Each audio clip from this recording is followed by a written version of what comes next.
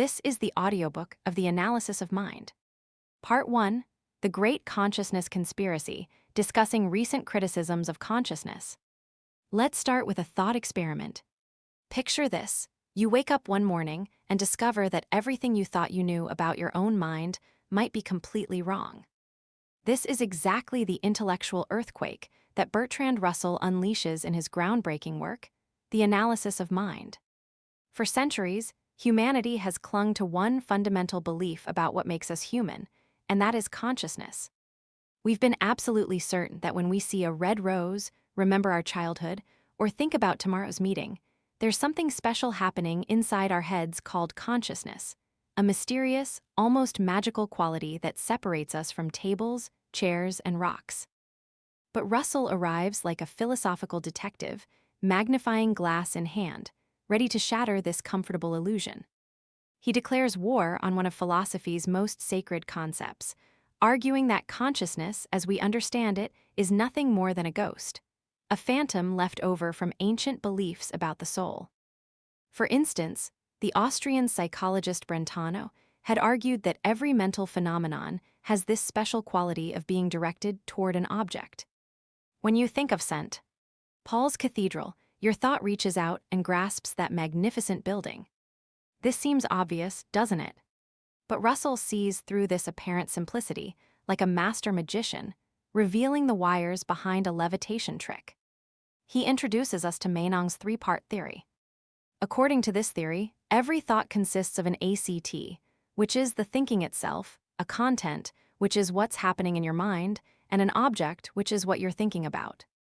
It's like a theatrical performance where the act is the performance, the content is the script being performed, and the object is the story being told.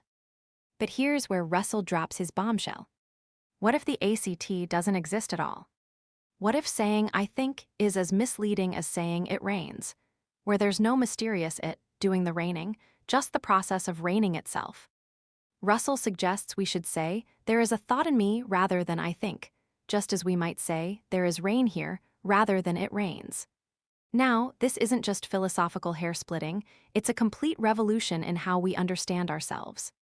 Russell is preparing us for a journey that will take us through the landscapes of behaviorism, where psychologists like Watson argue that we can explain all human behavior without assuming anyone is actually thinking at all. Imagine that. Your entire inner life might be nothing more than complex habits, like a sophisticated player piano performing an intricate melody. The stage is set for an intellectual adventure that will challenge everything you believe about your own mind. Part 2, The Puppet Masters Within, discussing instinct and habit. Deep in the Amazon rainforest, a spider weaves an intricate web without ever taking an engineering course. A newborn sea turtle, moments after hatching, instinctively crawls toward the ocean it has never seen. These creatures are driven by invisible puppet masters we call instincts, and Russell is about to reveal that we humans are far more similar to these creatures than our pride would like to admit. But first, let's witness the great philosophical battle between those who believe in consciousness and those who don't. On one side, we have the traditionalists, clutching their belief that humans possess some special inner light called awareness. On the other side, march the behaviorists, led by the revolutionary John B. Watson, who declares that this inner light is nothing but superstition. Watson's argument is devastatingly simple. If you can't observe it from the outside, it doesn't exist scientifically.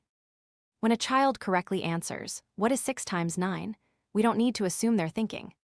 They've simply developed a language habit, like a parrot that's learned to say, "Polly wants a cracker," when it sees a cracker.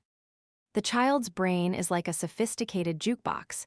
You just put in the right coin, which is the question, and out comes the right song, which is the answer. This seems outrageous, until you consider the evidence from animal behavior. Watch a bird building its first nest. Does it really know that eggs will be laid there? Does it plan for future chicks? Or is it simply following an ancient program written in its genes, executing each step because that step feels right in the moment? Russell guides us through this maze with the skill of a master storyteller. He shows us how instincts are like invisible directors, choreographing elaborate performances without the performers understanding the plot. A beaver doesn't build a dam because it foresees flooding.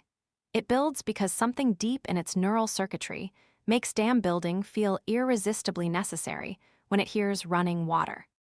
But here's where the story becomes personally unsettling. How much of what we call our conscious decisions are really just sophisticated instincts dressed up in fancy clothes? When you feel hungry and head to the kitchen, are you making a rational choice? Or are you simply a biological machine responding to chemical signals? Russell doesn't let us off the hook easily. He suggests that the difference between human behavior and animal behavior might be one of complexity, not kind. We're like incredibly sophisticated player pianos, capable of performing symphonies instead of simple melodies, but still fundamentally mechanical in our operations. The implications are staggering. If Russell is right, then free will, consciousness, and human dignity might all be elaborate illusions we've constructed to make ourselves feel special in an indifferent universe. Part 3, The Anatomy of Wanting, a look at desire and feeling. Imagine you're desperately thirsty in a desert. Every fiber of your being screams for water. Surely, if anything proves the reality of consciousness, it's this burning, undeniable experience of desire. But Russell, like a philosophical surgeon, is about to dissect even this most intimate aspect of human experience. Here's the shocking proposition. What if desire isn't something you have, but something you are? What if the feeling of wanting water isn't a mysterious inner experience, but simply a description of how your body behaves when dehydrated? Russell introduces us to a revolutionary way of thinking about desire. Instead of imagining it as a ghostly inner force reaching out toward objects in the world, he suggests we think of it as a pattern of restlessness that continues until a specific condition is met. A hungry animal doesn't want food in some mystical sense. It simply exhibits restless behavior that ceases when food is consumed. This isn't just academic theorizing. Consider how often you've been wrong about your own desires. You thought you wanted that expensive gadget, but after buying it, you felt empty. You believed you desired a particular career, but once you achieved it, you discovered it wasn't what you really wanted at all. If desires were simple, conscious experiences, how could we be so consistently mistaken about them? Russell reveals the uncomfortable truth. We discover our own desires the same way we discover other people's, by observing behavior and making inferences. When someone claims they're not jealous while consistently making cutting remarks about their rival's success, we don't believe their self-report. We trust the behavioral evidence instead. But here's where it gets personally disturbing. The same principle applies to ourselves. That voice in your head saying, "I want to be kind and generous," might be completely contradicted by your actual behavior patterns. The person who insists they value honesty while consistently bending the truth isn't necessarily lying. They might genuinely believe their self-assessment because they've never learned to observe themselves objectively. Russell paints a picture of human beings as complex biological machines, driven by forces they don't understand, pursuing goals they can't clearly identify, all while maintaining elaborate narratives about their conscious intentions and noble purposes. We're like actors who have forgotten they're performing in a play, convinced that the drama unfolding around them is reality itself. And the most unsettling implication. If Russell is correct, then moral responsibility becomes problematic. How can we blame someone for unconscious motives they don't recognize? How can we praise someone for virtuous actions that might be nothing more than fortunate programming? Yet there's also something liberating in this view. If our desires are discoverable through observation rather than introspection, then we can actually learn to understand ourselves better by paying attention to what we do, rather than what we think we want. Part 4, Ghosts from the Past, the influence of past history on present occurrences in living things. Every morning, you wake up as a walking museum of your entire past. Every experience you've ever had, every lesson learned, every trauma endured, has left invisible fingerprints on your neural architecture. But Russell is about to show us that the way we typically think about memory and past influence is fundamentally flawed. Picture a pianist performing a complex sonata. Her fingers dance across the keys with seemingly effortless precision. We naturally assume she remembers the piece, that somewhere in her mind, she's consulting an internal score. But Russell suggests something far more radical. What if there's no internal consultation happening at all? What if her performance is simply the current expression of how past practice sessions have modified her neural pathways? This isn't mere speculation. Consider how you ride a bicycle. You don't consciously remember the rules of balance and steering.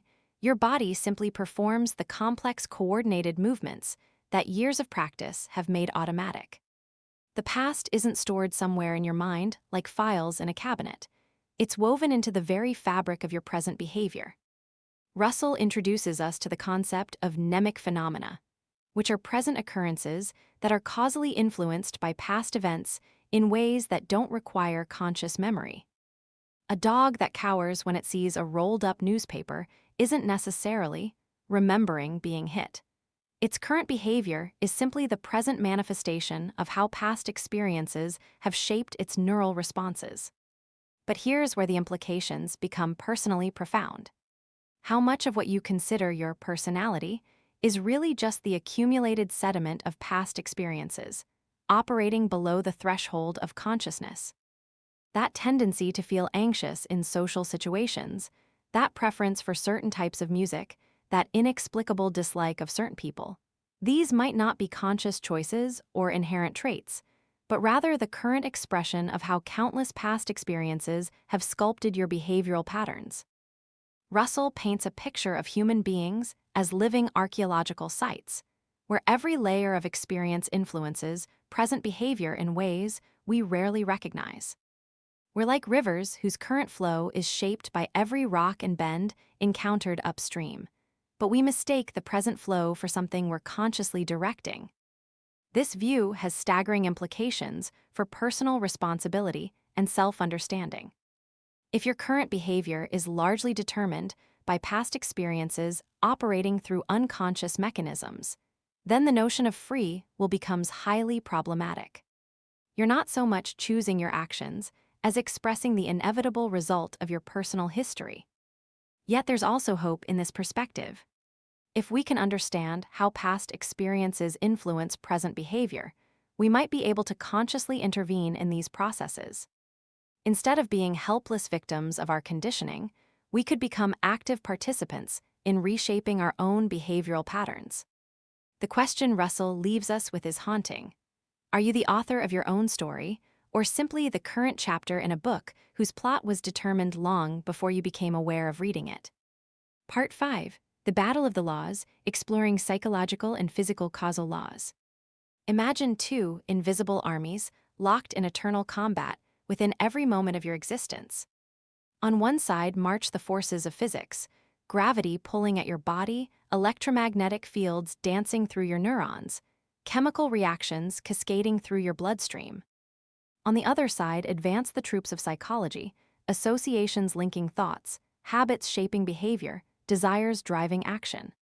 Russell is about to reveal that you are the battlefield, where these two types of causation meet and sometimes clash.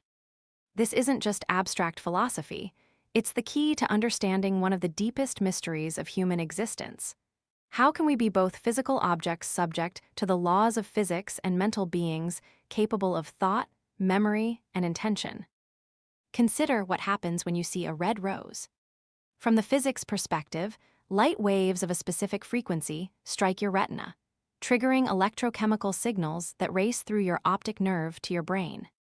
Every step follows precise physical laws, as predictable as the orbit of planets. But from the psychology perspective, something entirely different is happening. You're recognizing an object, perhaps remembering your grandmother's garden, maybe feeling a surge of romantic sentiment. Russell's revolutionary insight is that these aren't two different events requiring two different substances like mind and matter. Instead, they're two different ways of organizing the same underlying neutral events.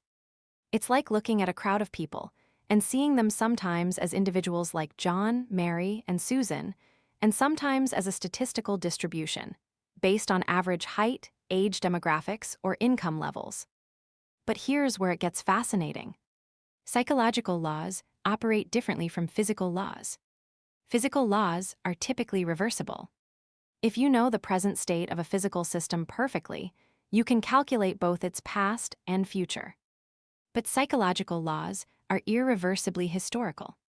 Your current mental state depends not just on present conditions, but on the specific sequence of past experiences that brought you to this moment.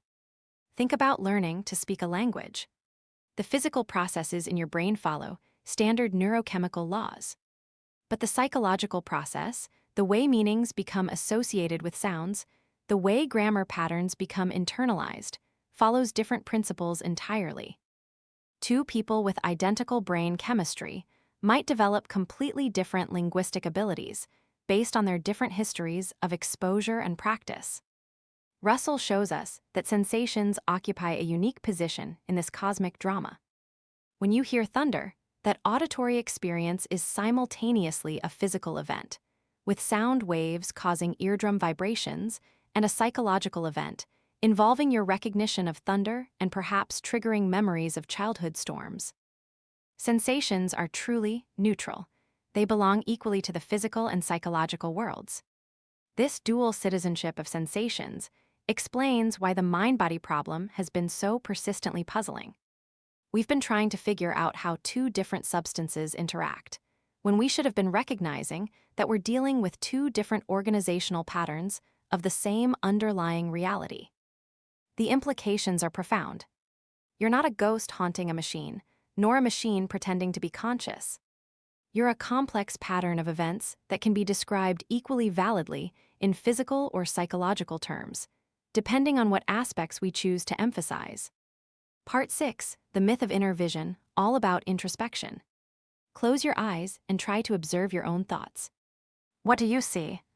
Most people report a kind of inner theater where thoughts parade across a mental stage, where they can watch their own minds at work like spectators at a private performance. But Russell is about to shatter this comforting illusion with the force of a philosophical sledgehammer. The belief in introspection, the idea that we have a special, privileged access to our own mental states, is one of the most deeply rooted assumptions in human thinking. It seems so obviously true that questioning it feels almost insane. After all, who could know your thoughts better than you? Who has more direct access to your feelings, your memories, your desires? But Russell, channeling the revolutionary insights of the behaviorist movement, presents a devastating challenge. What if introspection is nothing more than a sophisticated form of self-deception? What if this supposed inner vision is actually just another form of external observation, turned inward? Consider the evidence. How often have you been completely wrong about your own mental states? You thought you were angry when you were actually hurt. You believed you remembered something clearly, only to discover your memory was completely false. You were convinced you wanted something desperately, only to feel empty when you got it. If introspection gave us reliable, direct access to our mental states, how could we be so consistently mistaken about ourselves? The behaviorists offer a radical alternative. We discover our own mental states the same way we discover other people's, by observing behavior and making inferences. When you say, "I'm thinking about my vacation," you're not reporting on some inner observation. You're describing a pattern of behavior that includes certain words appearing in your speech, certain images coming to mind, and certain bodily sensations occurring. Russell pushes this insight even further. He suggests that what we call consciousness might be nothing more than a particular kind of self-monitoring behavior. When you're conscious of being angry, you're not experiencing some special inner quality of angerness. You're simply engaging in the behavior of telling yourself, in words or images, that you're angry. This view has shocking implications. It means that the difference between conscious and unconscious mental states isn't a difference in some mysterious inner quality, but simply a difference in whether we're engaging in self-descriptive behavior. An unconscious desire is just a desire we haven't described to ourselves in words. But here's the most unsettling part. If introspection is unreliable, then the entire foundation of psychology and philosophy becomes questionable. How can we study the mind if we can't trust our observations of our own mental states? How can we make claims about consciousness, thought, or experience if our primary source of evidence is fundamentally flawed? Russell doesn't leave us in complete despair. He suggests that we can still study mental phenomena, but we need to approach them more like scientists studying any other natural phenomenon, through careful observation of behavior, rigorous experimentation, and healthy skepticism about our intuitive assumptions. The person you think you know best, yourself, might be the person you actually understand least. Your inner life might be far more mysterious and less accessible than you've ever imagined. Part 7, the construction of reality, dealing with the definition of perception. Every morning, you open your eyes and instantly see a world of solid objects: tables, chairs, trees, buildings, all seemingly existing independently in space around you. This experience feels so immediate, so undeniable, that questioning it seems absurd. But Russell is about to reveal that this apparently simple act of seeing the world is actually one of the most complex and mysterious processes